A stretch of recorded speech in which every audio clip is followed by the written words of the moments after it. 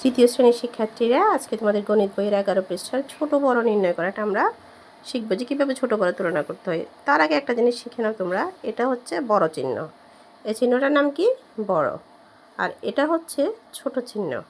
এখন বড় চিহ্ন ছোট চিহ্ন তোমরা চিনবা, যেটা তোমার দিকে ফিরে আছে ওটা হচ্ছে বড় চিহ্ন, যেটা উল্টো দিকে ফিরে আছে সেটা হচ্ছে ছোট চিহ্ন। এটা মনে রাখতে পারো তোমরা, মনে রাখার জন্য। এখন আমাদেরকে কি বলেছে, নিচের সংখ্যাগুলো তুলনা করি এবং খালি করে বড় বা ছোট বা বড় চিহ্ন লিখি। এখন দেখো এখানে এটা কি বলো তো, 1000 আর 999। তো আমরা জানি 999 থেকেও 1000 বড়, তাহলে এটা বড় থেকে ছোট। এটাকে কীভাবে হয়েছে, এটা কীভাবে সাজাচ্ছে? বড় থেকে ছোট। তাহলে আমরা কীভাবে দিবে? বড় চিহ্ন দিবে, এই যে বড় থেকে ছোট।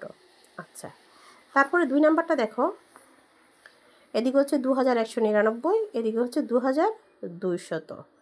এখন এখানে কোনটা বড় সেটা আমরা কি করে বুঝবো? আমরা প্রথমে হাজারে করে যাবে, এখানে 2 এখানে 2 সমান, এখানে 1, এরপরে যে আমরা শতকের করে যাই, এখানে 1 এখানে শতকের করে 2, তার মানে শতকের করে 2 মানে এটা বড়, তাহলে এটা ছোট থেকে বড়র দিকে গেছে, এই যে এটা ছোট চিহ্ন দিবা। ওকে, তারপরে দেখো 3 নাম্বারটা দেখো, 9469, 9496। এখন এটা বড় ছোট কী করে নির্ণয় করব? প্রথমে আমরা যাবো হাজারের ঘরে, এখানে 1000 থেকে শুরু করতে হবে। প্রথমে যাবো হাজারের ঘরে, দেখো 1000 করে 9 9 সমান। এবার যাবো শতকের ঘরে, শতকের ঘরে 4 4 সমান, বড় ছোট বোঝা গেল না। এবার যাবো দশকের ঘরে, দশকের ঘরে আছে কি দেখো 6 9, তাহলে দশকের ঘর কোনটা বেশি? এখানে, তাহলে এটা বড়, এটা ছোট। তাহলে আমরা কি বুঝলাম? এটাও ছোট থেকে বড়, এই ছোট থেকে বড়। আচ্ছা, এরপরে 4 নাম্বার যাই আমরা। 4 নম্বরে দেখো একক, দশক, শতক, হাজার, অযুত।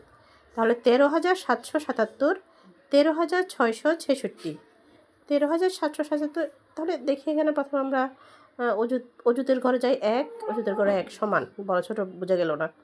হাজারের ঘরে 3, হাজারের ঘরে 3, তাও সমান, বড় ছোট বোঝা গেল না। শতকের ঘরে যায় 7, শতকের ঘরে 6, তাহলে 7 বেশি, তাহলে এটা বড়, তাই না? তাহলে এখানে হচ্ছে বড় থেকে ছোট, এখানে হচ্ছে বড় থেকে ছোট, তাহলে বড় চিহ্নটা দিয়ে দিবে এদিকে, এই যে। তারপরে আসো 5 নম্বর, একক, দশক, শতক, হাজার, 3,896, 3,289। এখন দেখো প্রথমে হাজারের ঘরে বড় ছোট নির্ণয় করবো আমরা কীভাবে? হাজার হাজার, 3 3 সমান। এবার শতকের ঘরে যায় 8, শতকের ঘরে যায় 2, তাহলে কোনটা বড়? 8 বড়, তাহলে এটা হচ্ছে বড় সংখ্যা, তাহলে এটা হচ্ছে বড় থেকে ছোট। তারপরে দেখো এরপরে এখানে হচ্ছে একক, দশক, শতক, হাজার, অযুত। 45,799, একক, দশক, শতক, হাজার, অযুত। 46,898, তাহলে কোনটা বড়? প্রথমে আমরা অযুতের কাছে যাই, অযুত 4, অযুত 4 সমান, বড় ছোট আলাদা করা গেল না।